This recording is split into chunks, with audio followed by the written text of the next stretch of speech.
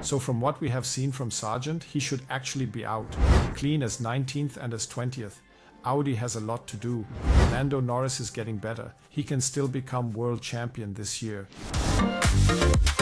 We are back from the summer break, dear Motorsport-Magazin.com friends and Formula One fans. Welcome to the AVD Motorsport Magazine, issue number 15 with Christian Danner. Hello. Yes, hello. I hope you all had a really good summer break. You are it, one sees your lovely skin. Yes, almighty God.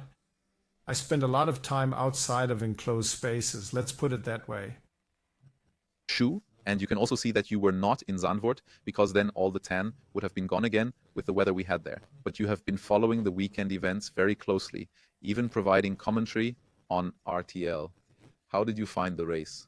There are many different opinions about it. Well, let's put it this way. That fight at the front at the beginning between Verstappen and Norris, that was top-notch motorsport. The remainder was already a little bit boring because, aside from Hamilton, who moved up quite well to the front, they all just drove along in front of themselves. That's how it is. We have already talked about this topic before. If the delta isn't large enough, yes, the significant issue of modern Formula One racing, specifically the ability to overtake, then it just doesn't happen. And behind Norris, Mr. Piastri, or conversely Mr. Leclerc, in the opposite direction, noticed it as well. So I didn't find it incredibly amazing, but I did think it was a very, very, very, very good race indeed, because that fight for the lead, yes, that was truly top-notch. And after that, a little bit for the connoisseurs. We will talk about the fight at the front later in the video, promised. Now let's look at another topic in more detail. Logan Sargeant made headlines, pun intended, this weekend with his crash in the third free practice session. It wasn't his first crash. He breaks a lot of things. Performance-wise, it doesn't look particularly good. And now, not only team boss James Vowles is asking the question, what should be done? Is this the end for Logan Sargeant, or is there still hope for him to continue? What would team leader Christian Danner do? First, I would give him a proper dressing down. That's really not acceptable. I mean, a Formula One driver must be able to get through a weekend without a crash or spin, I would say, without any incidents. Additionally, it makes things worse that these were the new parts he destroyed. I mean, just imagine, a team like Williams, not exactly with the largest resources, they have to manage carefully. Not exactly the biggest budget, and yet they bravely continue developing, coming up with a solution, albeit slightly illegal, but more on that later. But at least one that works around the corner. It's not just the underbody that was illegal, there are many other parts involved, which makes it complex, and then it's totally destroyed again in free practice. So that's really unfortunate. It's all really very unpleasant, and honestly, I don't quite know if I should admire James Vowles for his patience or not, for his patience, his endurance, or his perseverance, if I should actually encourage him to take action now, because I mean, this is just too much, it's overwhelming, it's excessive. Such things can always happen, we know that, but with this consistency, when it happens and considering the performance, which you rightly mention, then at some point, the fun has to come to an end. There are plenty of people pushing and wanting to show they can do better. You said at some point the fun has to stop, and earlier you mentioned you would give him a dressing down. Would it just be a dressing down, or would you immediately put someone else in the cockpit? Honestly, yes, I would put someone else in. He would have received a dressing down from me several times throughout the year. If we take away the casual, humorous tone in which we are discussing this particular situation, one must always try to put oneself in the driver's shoes to understand. A driver doesn't want to crash. He doesn't do it on purpose. He drives as well as he can, as fast as he can, always under pressure, because he sees that his teammate performs better and tries to push his own limits further and further, naturally aiming to go a little bit faster. The problem is, as a driver, you're not able to, when you're under such immense pressure, lagging behind and actually behind yourself, lagging behind your own self-image and perception. Every driver believes in principle that he is the best, the skilled one, the achiever. Then it becomes difficult, and then comes the point where the team must decide, with all due respect, but now it's enough, we must act. And just as we have judged Sergio Perez throughout this year, often saying, let's see, it will get better, it will improve. The same must be done with Sargeant, but I think his days are numbered, his time is running out. I would replace him, or at least say, look, it was nice, now take a break, and then we'll see.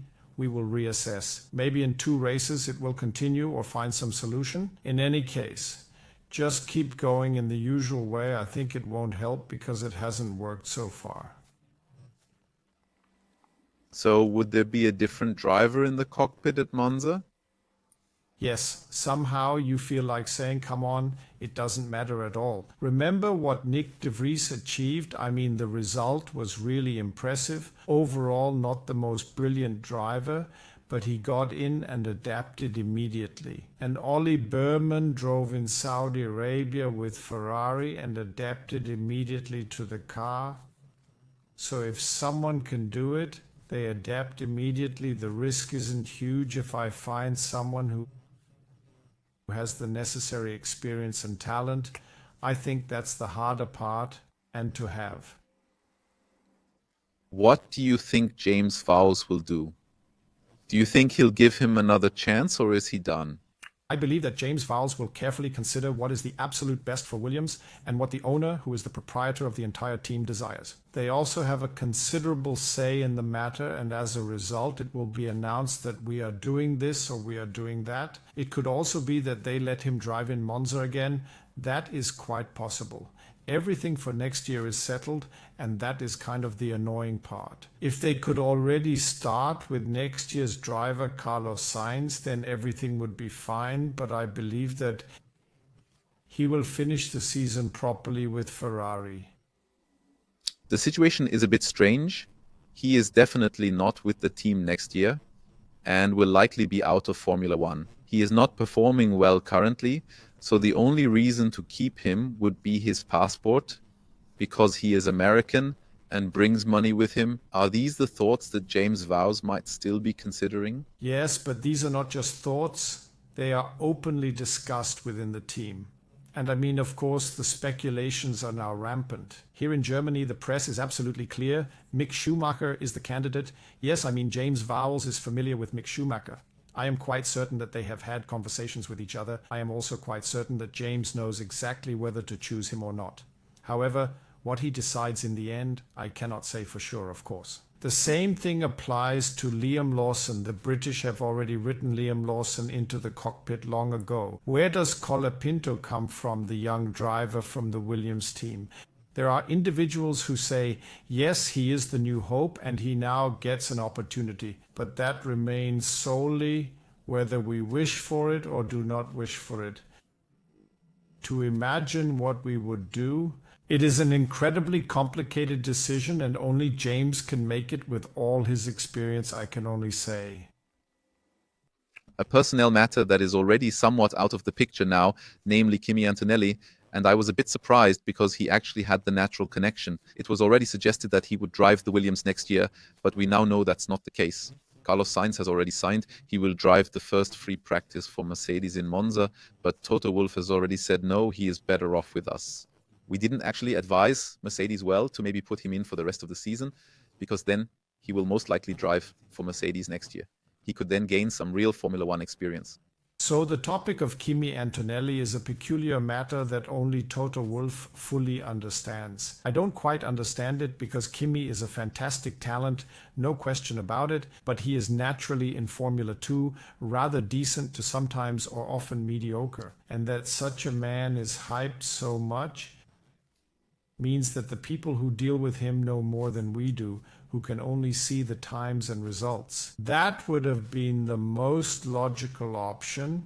Kimi drives there, but I believe they are reluctant to let him go because they fear that there might be a potential misdevelopment. If he drives behind, then he is not that good.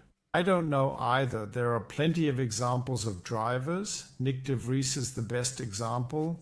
He drove there, everything was great, drives somewhere else and completely fails. And I think such examples are what made Toto decide, no, we won't experiment, we'll keep the guy ourselves. I am very excited to follow the development. I wish both Mercedes, Toto, and of course Kimi the best of luck, that it works out well, because there are some question marks whether it's so easy to handle such a young man, not in terms of age. The other Kimi, the original Kimi, has long proven that it works even at a young age with less experience.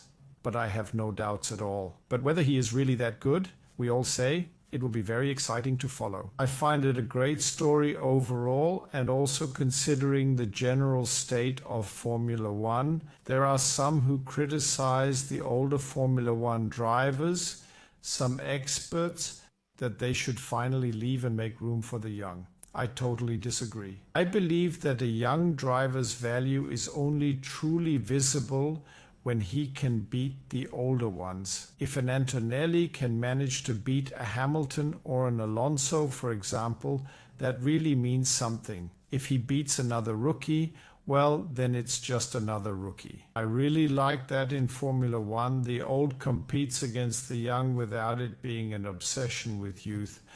And what we can expect from Antonelli is surely incredibly exciting and thrilling to watch. You already mentioned Mick Schumacher earlier in this whole discussion. He might have a chance next year, but not at Williams. You know that topic is completely closed. But at another team, he might still have some chances. And this is what the viewer question in your favorite segment at AskAvD is about. AVD.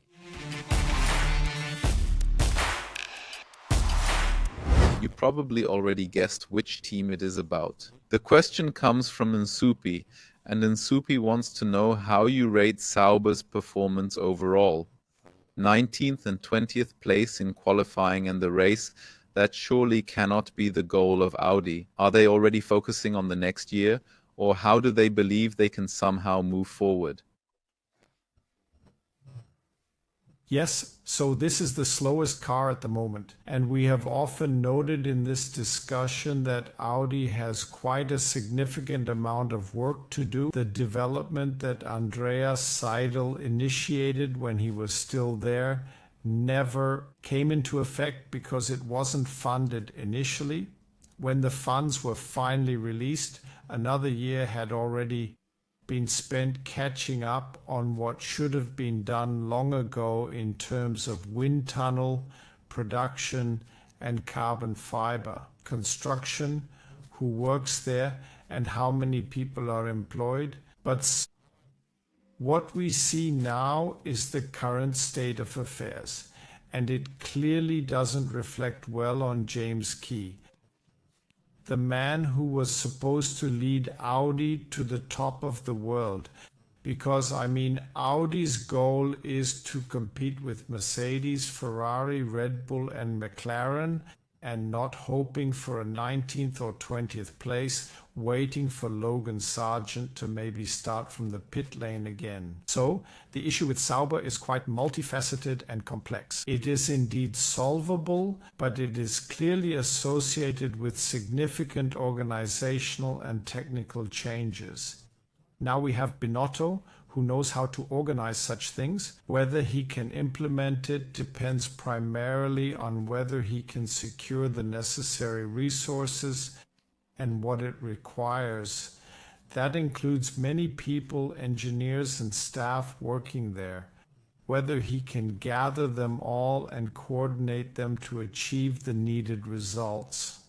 But the chances, especially Christian, we have discussed this in detail, the chances of winning races are, to say the least, limited.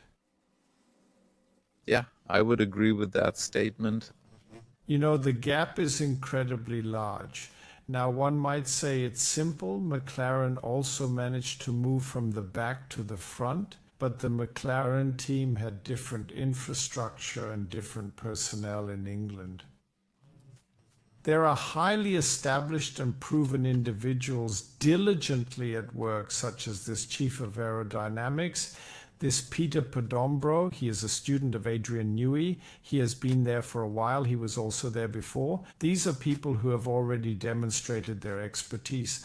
But the entire combination they have there didn't come about overnight. And remember, yes, McLaren, as we see them now, improved dramatically from last year to this year. But the real improvement goes much further back. It was a clown team when Ron Dennis took power and so on, although he actually founded it as a team, so it was quite chaotic. But it doesn't happen overnight. The last development was relatively quick, but that's because they already had everything in place, which Sauber now lacks.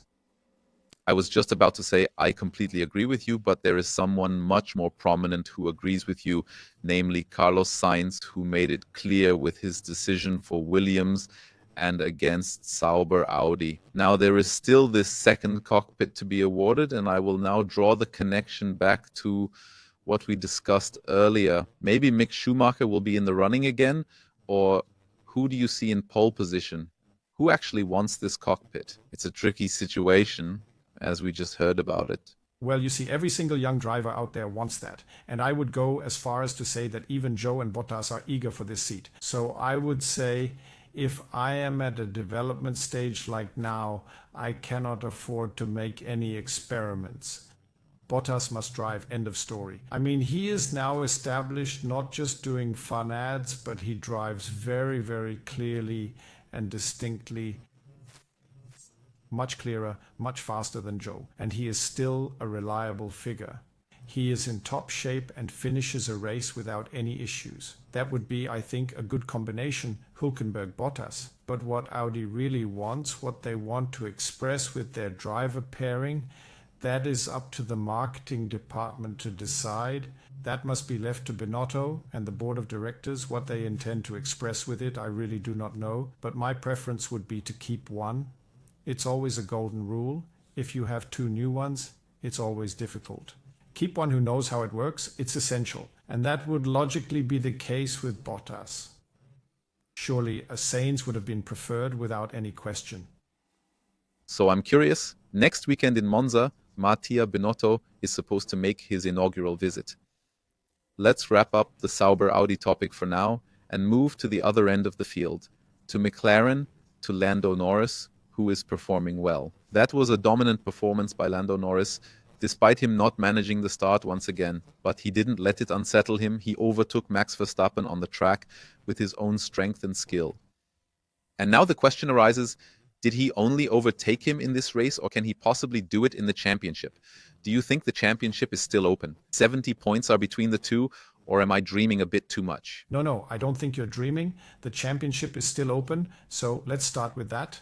Now, let's move on to the smaller details we just mentioned. First of all, this start was very interesting to me, and I reviewed it again afterward with our simulation and analysis specialist, Stefan Kosic. We watched it again and analyzed it thoroughly, and analyzed it very precisely once more.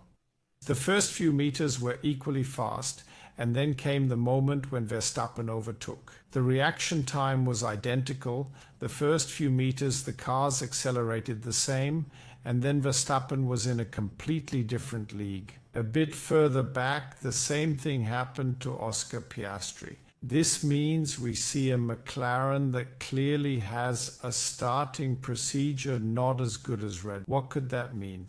Simple things like, I don't know, maybe the tire isn't perfect. But I rather think it's a motor setting characteristic that prevents Red Bull from spinning out, which McLaren obviously does. Wheel spin, as Andrea Stella has already admitted, and there's not much the driver can do. You can always go the psychological route and say, oh, he's afraid of the start. And indeed, starting is a mental exercise, but I think we've moved past that. Both McLaren drivers had good starts, but neither really advanced. This means McLaren needs to analyze this. I believe it's due to the engine characteristics and everything related. So there's a bit of clutch and a bit of pressure point. Yes, all of that too, but I think engine characteristics are crucial. This is an interesting point because there's quite a history with all the starts. This was the fourth time Lando Norris started from pole. The first 3 times didn't lead to a win, and it was already a topic in the press conference after qualifying. You could tell it was weighing on him a bit, and honestly, I thought if he messed up the start again, it would be a You bit never like, learn from it. yeah, then he won't learn it anymore, and then he's broken, and he won't get it out. But then he stayed calm and delivered on the track. We've talked enough about Lando Norris and how he didn't keep his nerves, made mistakes, and wasn't yet ready for the championship. Worthy yet. Now, at least in this race, he has proven us wrong, hasn't he? So, Christian, we both thought he'd eventually learn how to handle such situations because he's a smart guy and a very, very, very, very excellent top driver, and that was very obvious to everyone. Stay cool, let Verstappen drive until the dust settles, and then we'll see how we can tackle it. And I really have to say, the way he translated the car's speed. First, follow nicely until the tires are properly warmed up. Don't overheat, don't make mistakes. Then attack, drive alongside, overtake, and then goodbye. He left him standing there just like a complete beginner. I must say I was extremely impressed that he managed it so coolly and prepared so exceptionally well. You could clearly see it wasn't a case of panting and trying to keep up, hoping for a mistake to happen. No, it was very much coolly planned. I'll wait and see for a few more laps. Now everything is in order. I notice Verstappen is sliding a bit. Now I'll show him how it's done properly. Great, that's how it goes. That's exactly how you do it, and it's not easy, as we saw with Piastri. He didn't manage it and struggled desperately to succeed. He actually had a car that could have definitely gotten him onto the podium, but he couldn't get past Russell initially. Then eventually he overtook him, and that was it. With too much noise, and he failed against Leclerc in the end. I have to say you could see the difference between a top driver and a very, very good driver at McLaren. Very good driver at McLaren. It was clearly visible. These are the things that make the difference. There have been ongoing discussions about who actually has the fastest car. McLaren always deflected this, but this weekend they couldn't avoid the topic and admitted it. So I believe it's now a clear and definite matter. The question is it sufficient if Verstappen drives as he has been, making no mistakes and always maximizing his performance? Can Norris, even if McLaren maintains this form, still manage to become world champion? Of course, he can still become world champion. Piastri needs to improve a bit. I'd say it's still an open question. Yes, Verstappen has clear advantages. He still has a significant lead. But if McLaren can fine-tune its overall system a bit better, and I emphasize fine-tune, not develop. Fine-tuning means using what I have. It's good enough to win. Now I need to optimize the start situation. Mercedes also needs to step up. I need to work on my strategy, and Piastri's qualifying sessions need to improve a bit more. Yes, then it will be tight for Verstappen. On the other hand, we must not forget that the Red Bull guys still have a few tricks up their sleeves. Now comes Monza, where everything is different because we drive almost without wings. I'm curious to see what mini boards we will see on the cars. In terms of downforce, it equals air resistance. I am really looking forward to it. If there's something special to see again, I'm looking forward to it. We'll meet again, walk through the pit lane and check everything up close. It will be exciting. But what fascinates me is that Red Bull is now challenged. They need to step up, and Dr. Marco and Horner's highly praised Pierre Vacher must now show what he can do. Marco and Horner's highly praised Pierre Vacher must now show what he can do. No more Newey. What do we do now, Mr. Newey? It's a big challenge. Now we need a solution. Newey is history, no longer here. And now it will show who can step up and deliver the results we need. Does Red Bull have the substance with all these numerous engineers and the entire team, all of them? With the excellent infrastructure, is it sufficient to add more fuel for the championship title? Verstappen clearly stated, "We are really too slow." The car is indeed too slow. It truly is, because a regular driver like Perez is around 5th or 6th place, but only because Mercedes was so bad. Since you mentioned Pierre Vacher, his microphone skills are proven. In our latest print issue, there's an in-depth and detailed interview with him. Christian always gets the magazine. You can get it too. The link is in the video description below. It's always available. To wrap up the championship battle for now, I'm sure we'll have more opportunities this season to discuss it Absolutely in detail. Is McLaren already mourning Hungary a little bit? The non-steel management team? No, I don't think so. So Zak Brown has now clearly admitted to us at RTL that the fun is over, and it is indeed the end of the line for any more amusement. Now it's clear Norris is the #1 driver.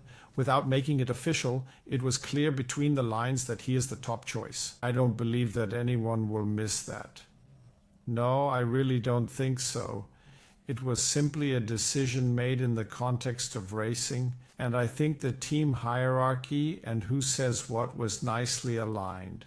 Who commands and who follows is now clearly defined, and that's something that can benefit Norris greatly. One more thing I wanted to mention is that this is very important.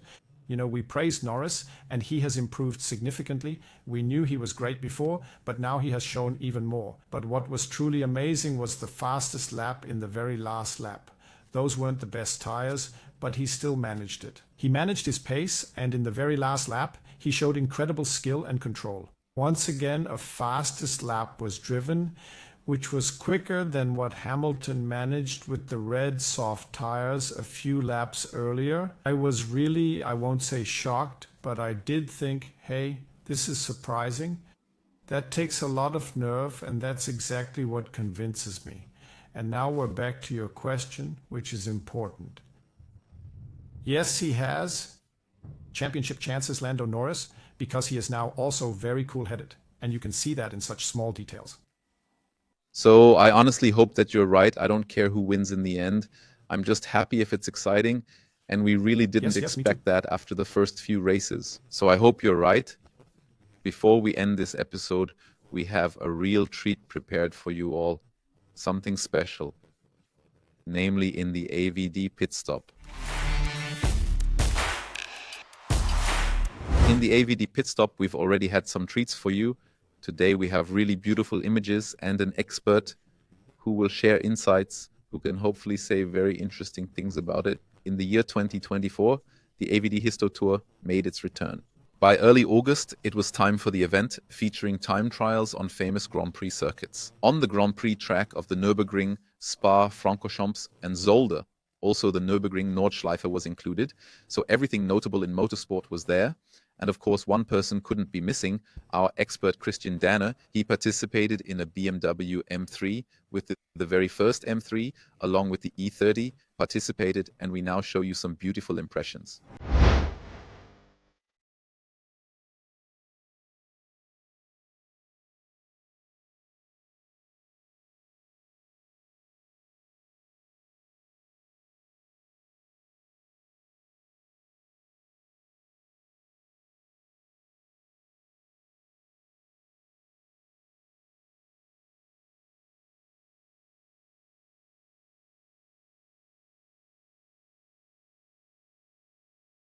Yes, that was my very first rally ever, and I must honestly say I was incredibly lucky with Peter Goebel, my co-driver, because he taught me everything.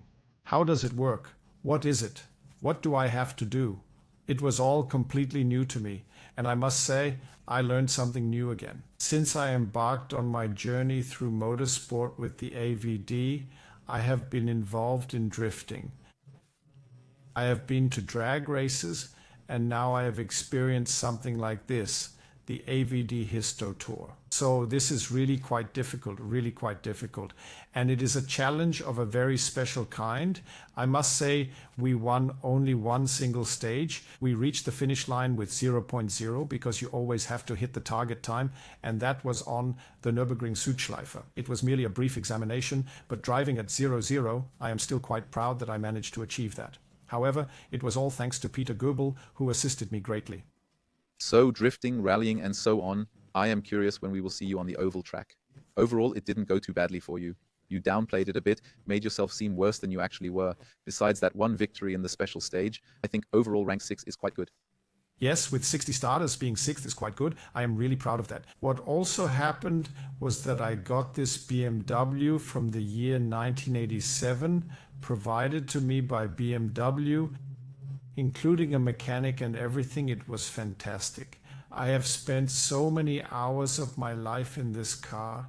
No one can imagine that. I have won the 24 hours of Nürburgring with this thing, won in Spa, won DTM races, and all sorts of other events. World Championship, European Championship, we drove everything with the car. And now, after such a long period with the production car, driving it once again brings back a lot of memories. It is indeed a true dream car. I believe every car enthusiast would love to have it in their garage, or at least take it for a few laps under their care. Where was it the best? On which track? Well, it was really fantastic everywhere, actually. The challenging part of a regularity test is that you can't drive as fast as you're able to, which is the usual How much case. percent do you drive there approximately? It is very difficult because I had to drive within a given time. When driving slowly, you never know exactly how slow you are actually going. And that's why I talked to Peter Gobel about it. And he always measured intermediate times because you have to repeat the time. And you must not be too fast, otherwise you can't repeat it, because with 60 cars on the track, there's quite a lot of traffic. So it wasn't easy at all, and how much percentage you drive there, you really can't say for sure. It is quite fast, otherwise it wouldn't be enjoyable, and that's part of it. But it's not driving at the limit, it's not that at all. The difficulty lies in reproducing your time to the thousandth of a second, and the good drivers do all those laps exactly on 0-0. Not me. I'm always 2 or 3 tenths behind, or too fast or too slow. Not bad, but it's an art and a skill. And I must say, I have great respect for everyone who practices this sport. So it's really just a matter of time until a current Formula One driver finds their way there, because they are now very familiar with VSC Delta times Yes, and exactly. such. They are perfectly prepared for it, even during their active careers, but they probably have a bit too little time for it because things are already moving forward again. Monza, and maybe some are wondering you're not in your office as usual, so we don't see your helmet or pictures, no trophies in the background. This is actually a hotel room, not your usual I'm on my workspace. way. You have On the way already to made a Monza slight now. early start. Yes, early start towards Monza. I'll be there from Thursday or maybe Wednesday evening, starting Thursday in Monza. And I'm really excited about it. To be back at the racetrack. Especially Monza, it's a classic. The aero is different, the atmosphere is different, quite unlike Holland. So for me, Monza is a highlight and always has been, and that's why I'm particularly excited. I'm leaving a few days earlier. There might be a glass of wine or two as Of preparation, course. maybe even more. I'm looking forward to it, and I hope we can enjoy one together. And I'm especially looking forward to the next edition, which will be here as always on Motorsport Magazine, with Christian Danner again, of course. Sure. No matter the topic, if you have any questions for me, use the hashtag ASKAvD. Feel free to ask anything.